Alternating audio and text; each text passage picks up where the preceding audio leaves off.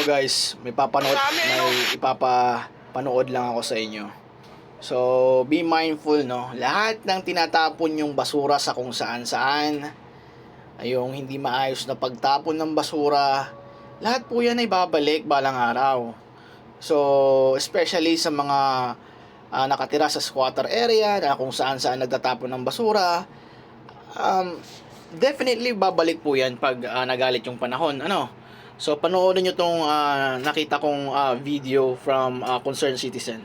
Tignan nyo! Grabe yung basura! Ano ka? Punong-puno! Wala! Naghalo na po yan. Pampers, pinagbalatan ng kinainan, plastics, bottled waters, lahat ng uri ng basura, no? Ultimo, pupo ng pusa, pupo ng aso, lahat po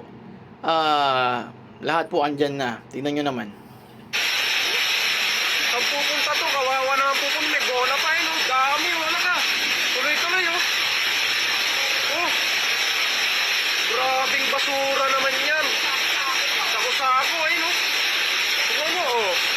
Oh. Yan, oh. Dami, oh.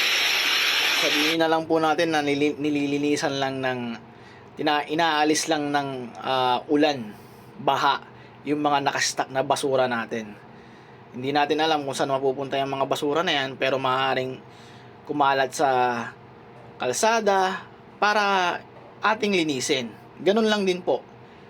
Lilinisin natin, babalik din po yung rework na tinatawag, no? So, tayo po ay maging concern sa mga basura na tinatapon natin sa kung saan-saan. Kung tayo iinom ng milk tea, yung mga plastic na yung mga bottled plastic na pinag-inuman, huwag basta-basta itatapon sa kung saan-saan. Kasi ang end up po niyan, tayo din po ang mapipirwisyo kapag yan ay humalo sa baha na inyong nilulusong papunta sa inyong mga bahay. Yung sakit na makukuha nyo, grabe, naghalo-halo na yon. Tae, ihi ng daga, tae ng pusa, tae ng aso, no? Lahat ng virus andyan na.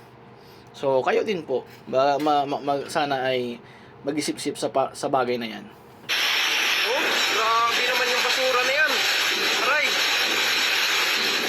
Tignan yung dami, oh. Shout out to Romnick Tanbatan yung nag-share na ito, no? Galing. Tama yan, bro. Tapon-tapon lang, minsan-san, oh.